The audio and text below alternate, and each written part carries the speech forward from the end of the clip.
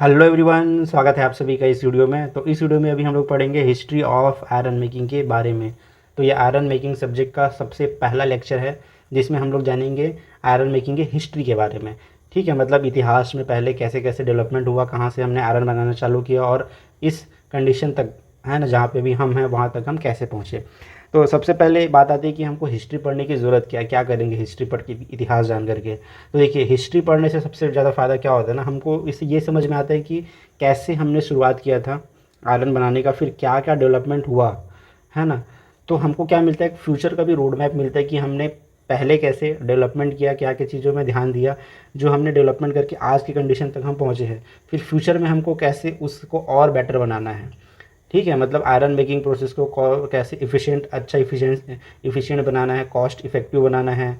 ठीक है, sustainable development की तरफ ध्यान देना, मतलब एनवायरनमेंट को भी ध्यान में रखते हुए हमको जो है आयरन प्रोड्यूस करना है। तो काफ़ी कुछ सीखने को मिलता है हिस्ट्री से। ठीक है, इसलिए हम लोग हिस्ट्री के बारे में पढ़ते हैं। ठीक है, तो सबसे पहले मैं शुरुआत से शुरू करूँगा। सबसे पहले प्राचीन काल में ना, ठीक है, प्राचीन काल ही बोलूँगा मैं। बहुत पहले प्राचीन काल में क्या क्या करते थे कि जो आयरन जो प्रोडक्शन करते थे उसके लिए छोटा छोटा इस तरीके से गड्ढे से ज़मीन के अंदर गड्ढा खोद लिया जाता था, या थोड़ा सा ऐसे चूल्हा जो रहता है ना, ठीक है, पहले गांव में चूल्हा होता था, ठीक है, अभी भी रहता ही है, ऐसे चूल्हा होता था, वैसे ही छोटे छोटे फॉर्म में एक फर्नेस बनाया जाता था। ठीक है, इसको हम क्या बोलते थे, हिलॉक। हिलॉक मतलब जो चूल्हा जैसे बनता था ना उसको हिलॉक बोलते थे, और बॉल उसको बोलते थे जो गड्ढा कर लेते थे। ठीक है, तो ये क्ले और स्टोन का बना होता था, जैसे आप लोग फोटो में भी देख रहे हो। फोटो में देखो जैसे ये वाला है ना, ये चूल्हा जैसे बना है ना, इसको हिलॉक बोलते हैं, और ऐसे जो ज़मीन में गड्ढा हो उसको बॉल बोलते हैं। तो इस शेप का फर्नेस बनता था, बहुत छोटे साइज़ का फर्नेस होता था। तो इसी में जो भी हमारा रॉ मटेरियल है उसको चार्ज किया जाता था। क्या क्या रॉ मटेरियल है, आयरन ओर है आपका मेन। ठीक है, आयरन ओर, फिर जो फ्लक्स है लाइमस्टोन हो गया, फ्लक्स के फॉर्म में लाइमस्टोन चार्ज करते थे, और चारकोल को चार्ज किया जाता था। चारकोल, पहले कोक नहीं था।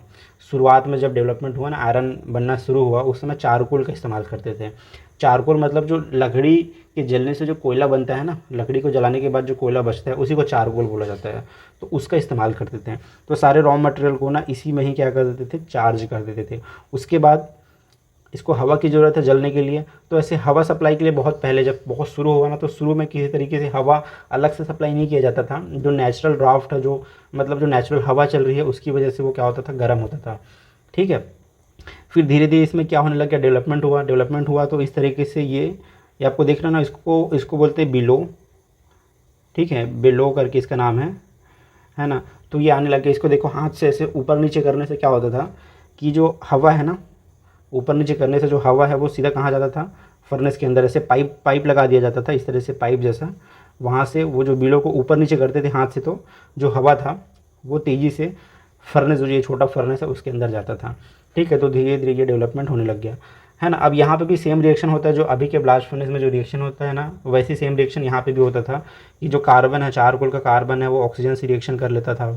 ठीक है, और ये आपको बना लेता था CO।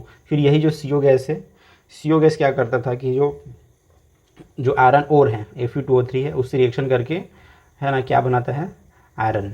ठीक है, और जो भी लाइमस्टोन आप ऐड किए हो, वो जितने भी गैंग मटेरियल है उसके साथ क्या बनाता था, स्लैग। ठीक है, तो ये सेम रिएक्शन जो अभी के ब्लास्ट फर्नेस में होता है ना, वो सेम रिएक्शन होता था। अब मैं रिएक्शन के बारे में आगे की वीडियो में आपको डिटेल से पढ़ाऊंगा कि क्या क्या रिएक्शंस होते हैं, है ना।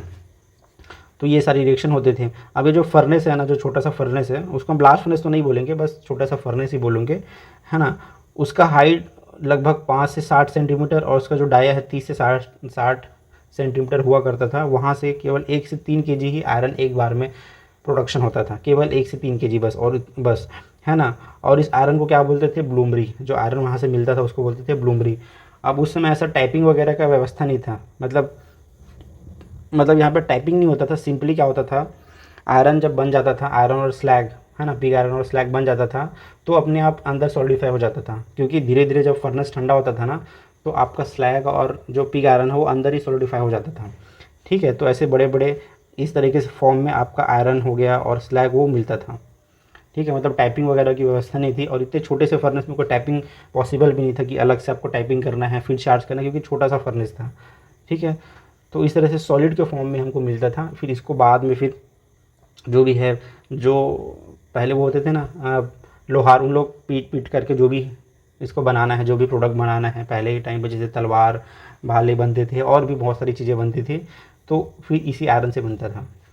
ठीक है, फिर उसके बाद क्या हुआ, रियलाइज़ किया गया धीरे धीरे कि जो हाइट है, जो फर्नेस का हाइट है वो बहुत छोटा है। ठीक है, क्योंकि फर्नेस का हाइट जैसे ये देखो चूल्हा जैसे बन गया है, तो फर्नेस का हाइट काफ़ी छोटा होता था। तो ये देखा जाने लग गया कि इससे जो प्रोडक्टिविटी, जो यील्ड है, वो कम मिल रहा था, है ना। मतलब जितना एक्चुअली में आपको पी आयरन मिलना चाहिए उतना नहीं मिल पा रहा था, और कंजप्शन जो जो चारकोल का कंजप्शन है वो भी हाई था। ठीक है, ये देखा जाने लग गया। तो फिर इसका नेक्स्ट डेवलपमेंट क्या हुआ ना, जो हाइट है फर्नेस का वो धीरे धीरे बढ़ाने लग गए हैं। ये जो हाइट है ये अभी छोटा है, इसका हाइट बढ़ाने लग गए, है ना। हाइट बढ़ाने का मतलब क्या, इस तरह से शाफ्ट, है ना, शाफ्ट बनाने लग गए। ठीक है, मतलब हाइट बढ़ाना मतलब सिंपली हम उसको बोल सकते हैं कि इसमें शाफ्ट बनाना चालू कर दिए। तो शाफ्ट बनाने से क्या हुआ ना कि जो CO गैस जो बन रहा है, CO गैस का रिटेंशन टाइम बढ़ गया। मतलब पहले छोटा था फर्नेस तो CO गैस बनता था और तुरंत वो बाहर निकल जाता था। अब देखिए CO गैस ही क्या एक मेन रिड्यूसिंग एजेंट है। CO गैस ही क्या करता है, आयरन ओर को रिड्यूस करता है ना। तो पहले छोटा फर्नेस था तो क्या होता था, जो CO गैस बनता था वो तुरंत बाहर निकल जाता था, है ना। तो यूटिलाइज़ नहीं हो पाता था CO गैस का। तो जैसे जैसे हाइट बढ़ाया गया, मतलब उसमें शाफ्ट बनाया गया। ठीक है, हाइट बढ़ाना मतलब शाफ्ट बनाया गया, तो CO का रिटेंशन टाइम बढ़ गया। मतलब जो CO है ज़्यादा टाइम तक फर्नेस के अंदर रह रहा है, मतलब वो ज़्यादा चांस है कि CO गैस जो है वो रिएक्शन करेगा। ठीक है, तो इससे क्या होगा, प्रोडक्टिविटी और ईल्ड जो है, मेटल का ईल्ड वो बढ़ गया। उसके बाद जो नेक्स्ट डेवलपमेंट हुआ वो है 13वीं सेंचुरी में, 13वीं शताब्दी में हुआ, स्पेनिश प्रोविंस ऑफ कैटलोना, इस जगह पे, है ना। यहाँ पे क्या किया जाने लग गया, जो जो हवा का सप्लाई जो हो रहा है ना, हवा का सप्लाई के लिए मैंने एक फ़ोटो दिखाया ना, जिससे हाथ से उसमें क्या कर रहे थे, ऊपर नीचे करते थे, या उसको पैर से ऊपर नीचे करते थे। ये वाले फ़ोटो में देखो, ये यहाँ पे जो दिख रहा है ना, ये हाथ से ऊपर नीचे करते थे या पैर से करते थे ऊपर नीचे, तब जाके यहाँ पे क्या होता था, हवा का सप्लाई होता था। क्योंकि पहले के ज़माने में तो इलेक्ट्रिसिटी वगैरह थी नहीं, और ना ही कोई मैकेनिकल कोई डिवाइस था जहाँ से हवा, और कोई अच्छा मैकेनिकल डिवाइस भी नहीं था जिससे हवा को हम भेज सकें। ठीक है, तो उस तरह से बिलों से ही भेजा जाता था। फिर 13वीं सेंचुरी में एक डेवलपमेंट हुआ, जो हवा जो भेजा जा रहा है ना उसकी स्पीड को बढ़ाने के लिए एक नया डेवलपमेंट हुआ। इसको बोला गया ट्रॉम्प। इसको यहाँ पे देखो नाम दिया गया, इसको बोला गया ट्रॉम्प। ये एक्चुअली में होता कैसे था, ये जो पूरा व्यवस्था आप देख रहे हो ना, ये इसी को बोलते हैं ट्रॉम्प। अब ये व्यवस्था क्यों लाया गया, क्योंकि हमको चाहिए था जो जो एयर का सप्लाई था ना वो हमको फास्ट चाहिए था। अब एयर सप्लाई बहुत स्लो होने की वजह से जो प्रोडक्टिविटी थी वो कम होती थी, मतलब काफ़ी ज़्यादा समय लगता था, लगभग 7 से 8 घंटा लग जाता था मेटल को मतलब बनाने में। ठीक है, तो उसको रिप्लेस किया गया किससे, ये ट्रॉम्प से। ये ट्रॉम्प एक्चुअली में देखो करता क्या है, यहाँ पे देखो ऊपर में ऐसे टंकी में क्या हुआ, पानी भरा हुआ है। ऊपर में आप क्या देख रहे हो, ऊपर टंकी में पानी भरा हुआ है। यहाँ पे एक स्टॉपर दिया गया है कि कितना अमाउंट में आपको पानी नीचे भेजना है। अब इस टंकी से जुड़ा हुआ है एक, देखो ये वाला पाइप, ये पाइप जुड़ा हुआ है। ठीक है, अब ये पाइप नीचे और किससे जुड़ा है, नीचे भी एक टंकी है यहाँ पे।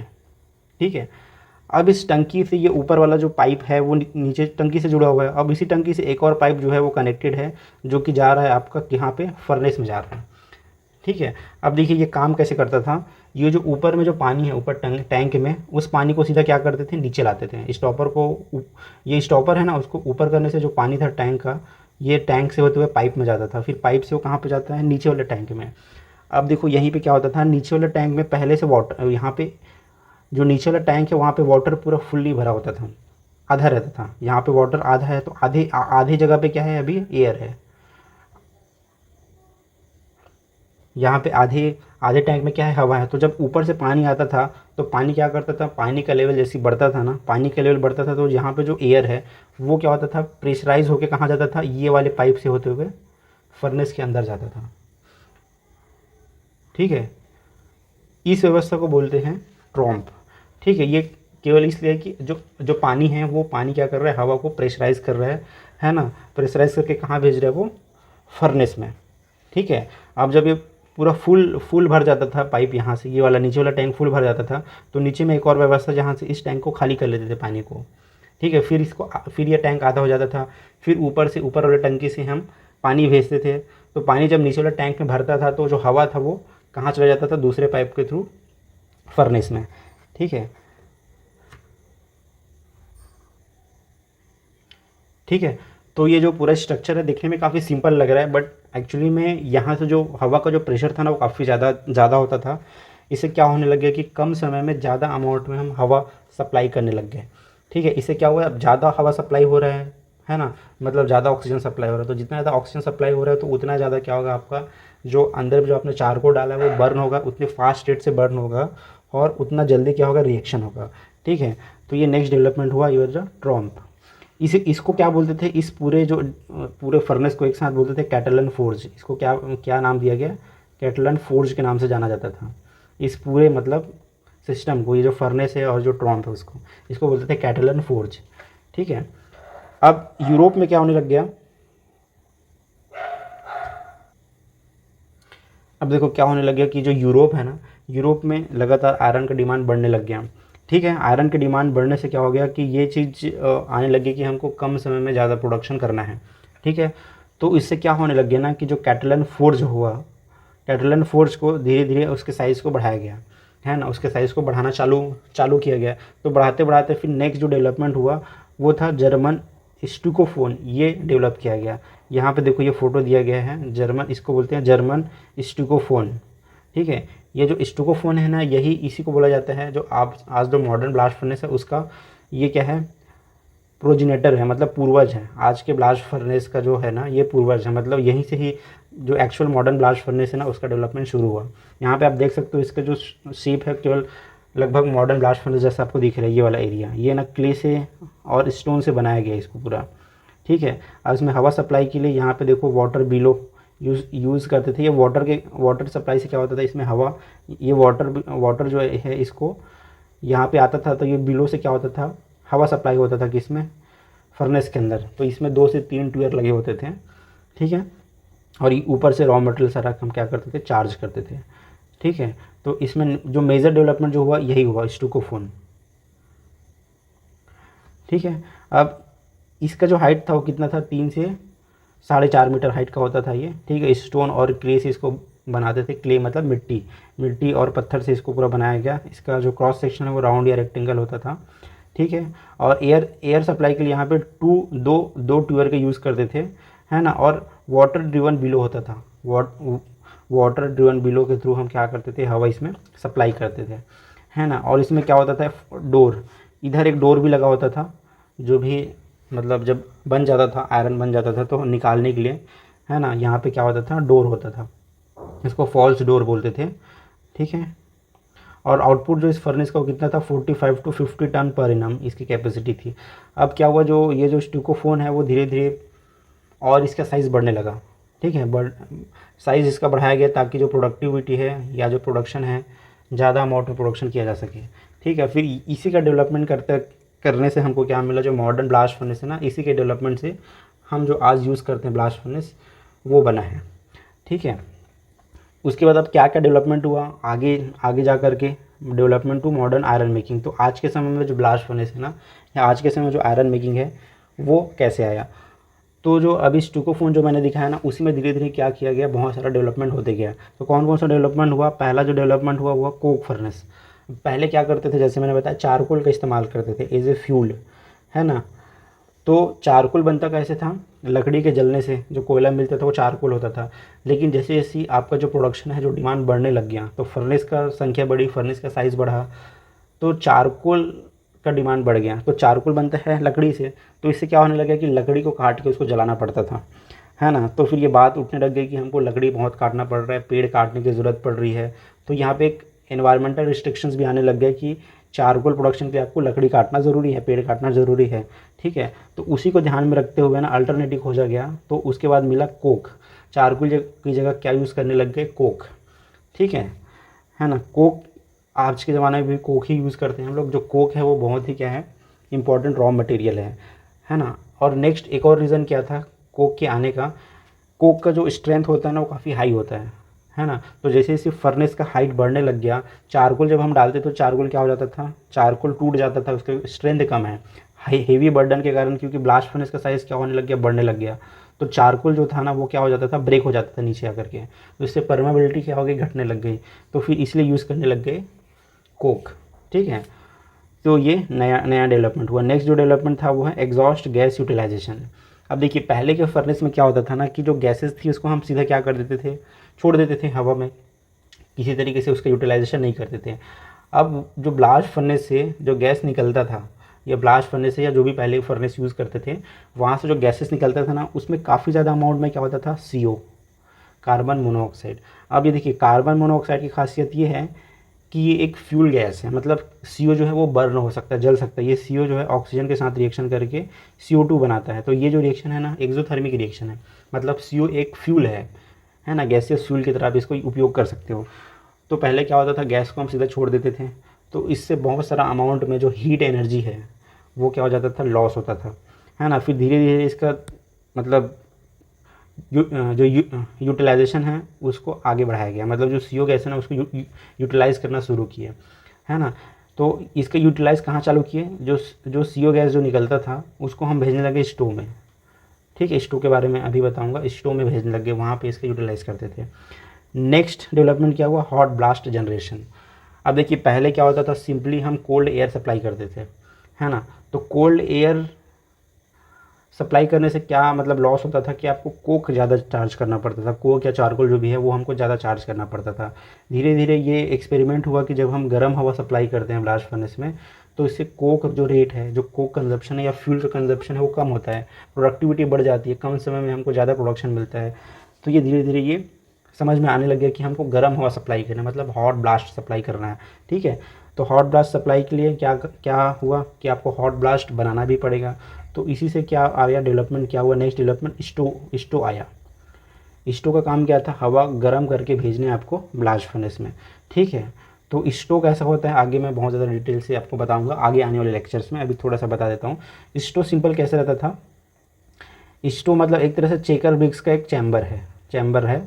इसमें हम क्या क्या चीज़ करते हैं, जो CO गैस जो निकल रहा है, जो गैसेस निकल रही है फर्नेस को, उसको हम भेजते हैं कहाँ पे, चैम्बर में, और चैम्बर में इसको बर्न करते हैं। चैम्बर में बर्न करने से चैम्बर के अंदर जितने ब्रिक्स लगे हुए हैं वो गर्म हो जाता है, ठीक है। जितने भी ब्रिक्स हैं चैम्बर के अंदर वो गर्म हो जाता है, और जब ये प्रॉपर पूरा गर्म हो जाता है ब्रिक्स, तो इसको हॉट ब्लास्ट सप्लाई को रोक देते हैं, और यहाँ से हम कोल्ड एयर सप्लाई चालू कर देते हैं। स्टोव से कोल्ड एयर भेजते हैं। अब कोल्ड एयर जब जाता है चैम्बर में, तो चैम्बर ऑलरेडी गर्म है, तो कोल्ड एयर क्या हो जाता है, गर्म हो जाता है। फिर यहीं से जो गर्म हवा है, जो हॉट ब्लास्ट है, हम उसको कहाँ सप्लाई कर देते हैं, ब्लास्ट फर्नेस में, ठीक है। तो इस तरह से हॉट ब्लास्ट जनरेशन मतलब डेवलपमेंट किया गया, ठीक है। स्टोव आया, स्टोव से हॉट ब्लास्ट गर्म करके भेजने लगे। शुरू में टेम्परेचर कम रहता था हॉट ब्लास्ट का, फिर धीरे धीरे उसको बढ़ा के ट्राई किए, रिसर्च किए, ठीक है। तो अभी के टाइम पे लगभग जो हॉट ब्लास्ट का टेम्परेचर है वो 1250 के आसपास रखा जाता है, ठीक है। फिर नेक्स्ट डेवलपमेंट क्या हुआ, ब्लास्ट फर्नेस गैस क्लीनिंग। अब देखिए, पहले जैसे मैंने बताया ना कि ब्लास्ट फर्नेस का जो गैस है उसको हम सीधे हवा में छोड़ देते थे, लेकिन क्या होता है ना कि ब्लास्ट फर्नेस में जो ब्लास्ट फर्नेस का जो गैस है उसमें बहुत सारे अमाउंट में डस्ट होता है। डस्ट, जो रॉ मटेरियल जो आप डाल रहे हो ना, उसका बहुत सारा डस्ट जनरेट होता था। अब उस डस्ट के कारण क्या दिक्कत था कि पूरा डस्ट जैसे गैस बाहर निकल रहा है, जो गैस बाहर निकलता था तो डस्ट जो है पूरा उड़ करके आसपास पूरा बैठ जाता था, है ना। तो एनवायरनमेंट पोल्यूशन हो रहा था डस्ट के कारण, ठीक है। तो फिर धीरे धीरे इस पर ध्यान दिया गया है कि जो ऑफ्टेक गैस है, जो गैस निकल रही है, उसको हमको क्लीन करना है, उससे डस्ट फ्री करना है, ठीक है। तो इसकी वजह से क्या आया, गैस क्लीनिंग सिस्टम आया। गैस क्लीनिंग सिस्टम में बहुत सारे इक्विपमेंट यूज़ किए जाने लगे, जैसे डस्ट कैचर है, ठीक है, डस्ट कैचर।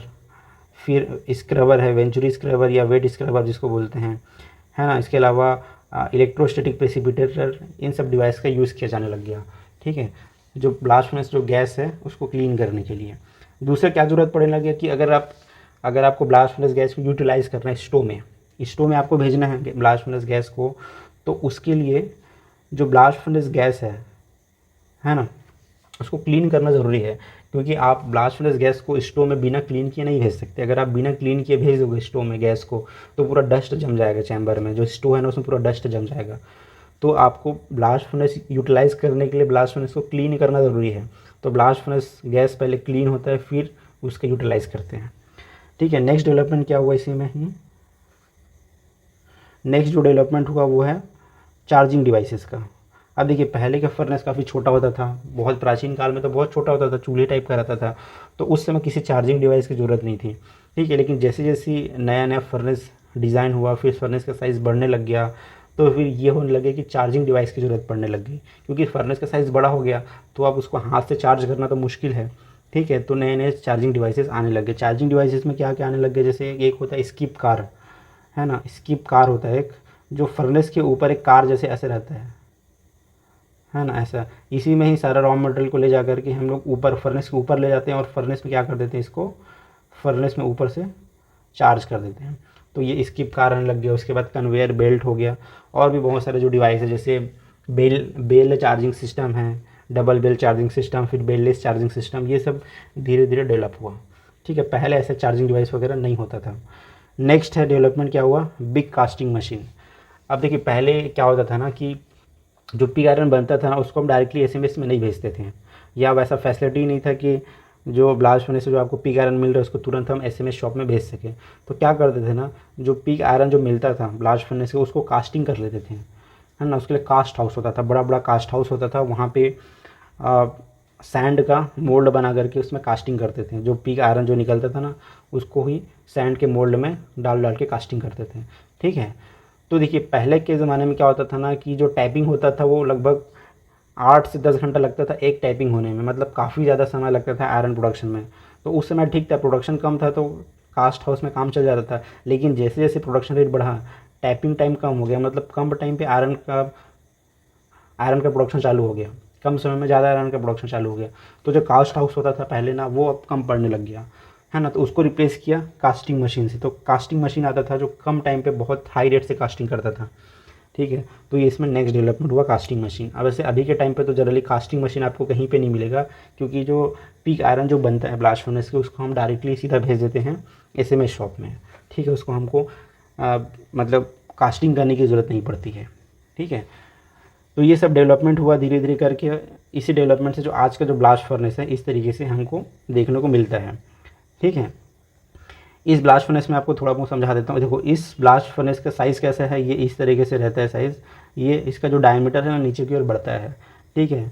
ये मैक्सिमम साइज़ यहाँ पे बेली पे मिलता है, उसके बाद इसका साइज़ ऐसे छोटा होता जाता है। ये यहाँ पे लगा होता है ट्यूयर। इस ट्यूयर के थ्रू हम लोग जो हॉट एयर है उसको सप्लाई करते हैं, हॉट एयर को, है ना। और ऊपर से पूरा चार्जिंग का व्यवस्था रहता है। ठीक है। चार्जिंग सिस्टम रहता है जहाँ से हम आयरन ओर है, आयरन और लंप है, पैलेट्स है, सिंटर है, फ्लक्स को, ये सब चार्ज करते हैं। और यहाँ से क्या देते हैं, ट्यूयर से हॉट ब्लास्ट सप्लाई करते हैं। ठीक है। अब अभी के टाइम पे जो फर्नेस आया उसका तो साइज़ बहुत ज़्यादा हो गया है। ठीक है। काफ़ी बड़े बड़े फर्नेस आने लग गए हैं, 30 मीटर, 40 मीटर, 50 मीटर तक के भी फर्नेस अभी के टाइम पे आते हैं। ठीक है। ये देखो इसमें ये आपका क्या है, इसको बोलते हैं बशल पाइप। जो मेन पाइप होता है ना उसको बोलते हैं बशल पाइप। इसी बशल पाइप से जुड़ा होता है बहुत सारा ट्यूयर। यहाँ पे देखो छोटे छोटे जो छेद दिख रहे हो ना, वो क्या है, ट्यूयर है। तो जो हॉट ब्लास्ट है ना, जो आ रहा है स्टो से जो हॉट ब्लास्ट आता है वो जाता है बशल पाइप में, फिर बशल पाइप के थ्रू होते हुए ये ट्यूयर में जाता है, ट्यूयर से फिर ब्लास्ट फर्नेस के अंदर सप्लाई होता है। अब इस ट्यूयर के सामने जो होता है कोक ना, वो बर्न होता है। जो आप हॉट ब्लास्ट सप्लाई कर रहे हो ना, वो जाके सीधा क्या करता है, जो कोक रहता है उसको बर्न करता है। तो यहाँ पे कोक जो है डायरेक्टली बर्न होता है। बर्न होने से CO और CO2 गैस जनरेट होता है, और यही जो CO गैस है वो ऊपर की ओर जाता है ऐसे। तो जो भी रॉ मटेरियल इसको बीच में मिलते जाता है ना, क्योंकि रॉ मटेरियल तो पूरा फिल है ऊपर तक, ऊपर लेवल तक। तो यही जब CO गैस ऊपर जाता है तो जाते जाते जितना भी आयरन ओर है ना उसको रिड्यूस करते हुए जाता है। ठीक है। तो इस तरह से मॉडर्न ब्लास्ट फर्नेस काम करता है। अब हम देख लेते हैं history of iron making in India. India के अंदर आयरन मेकिंग की हिस्ट्री क्या है, कैसे इंडिया के अंदर आयरन मेकिंग शुरुआत हुआ। तो सबसे पहला जो रिकॉर्डेड एफर्ट है, रिकॉर्डेड मतलब जो जो रिकॉर्ड किया गया है कि इस टाइम पे मतलब आयरन मेकिंग शुरू किया गया था। इससे पहले भी शुरू किया गया रहा होगा, वो नहीं पता, बट सबसे पहले जो रिकॉर्डेड एफर्ट जो किया गया वो है 1779 में बीरभूम में। ठीक है। बीरभूम में सबसे पहले ट्राई किया गया आयरन बनाने का, बट वो सक्सेसफुल नहीं रहा। ठीक है।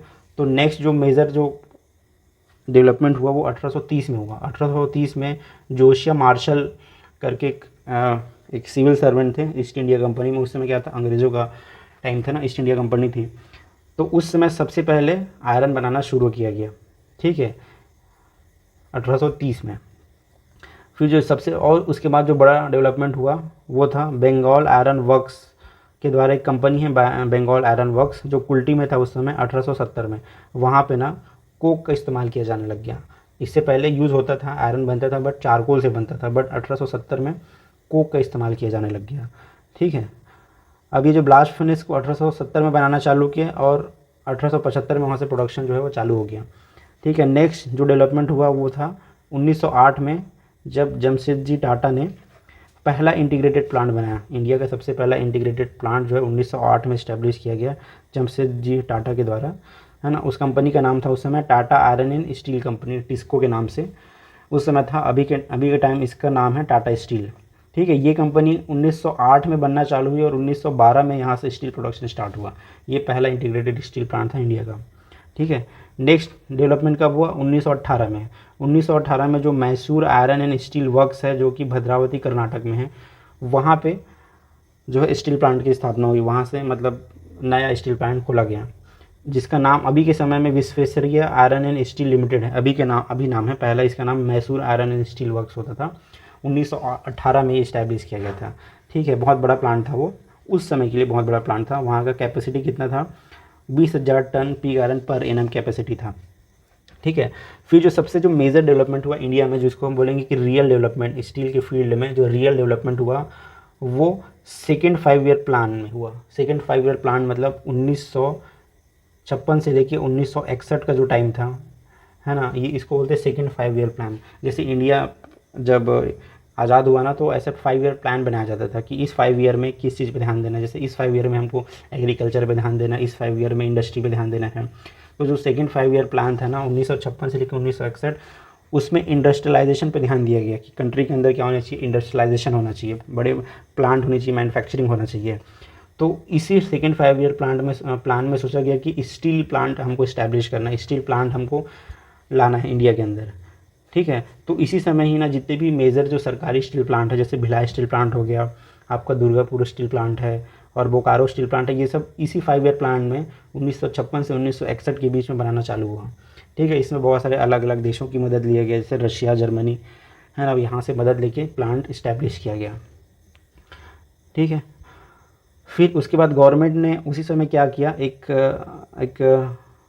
ऑर्गेनाइजेशन सेटअप किया जिसको बोलते हैं हिंदुस्तान स्टील प्राइवेट लिमिटेड। उस समय इसका नाम दिया गया हिंदुस्तान स्टील प्राइवेट लिमिटेड, है ना। ये पूरा गवर्नमेंट ओन कंपनी था, ठीक है। इसके अंदर जितने भी प्लांट थे उसको लाया गया। हिंदुस्तान स्टील प्राइवेट लिमिटेड की स्थापना किया गया इंडियन गवर्नमेंट के द्वारा। फिर 1960 में जो हिंदुस्तान स्टील जो है ना स्टील प्लांट, इसका नाम बदल करके हिंदुस्तान स्टील लिमिटेड रख दिया गया। फिर 1970 में क्या किया गया, गवर्नमेंट ने एक नया सेंट्रल एजेंसी खोला जिसको आगे नाम दिया गया steel authority of India limited. इसको हम बोलते हैं शॉर्ट में सेल, ठीक है। मतलब पहले इसका नाम क्या था? हिंदुस्तान स्टील प्राइवेट लिमिटेड, फिर उसका नाम चेंज किया गया हिंदुस्तान स्टील लिमिटेड।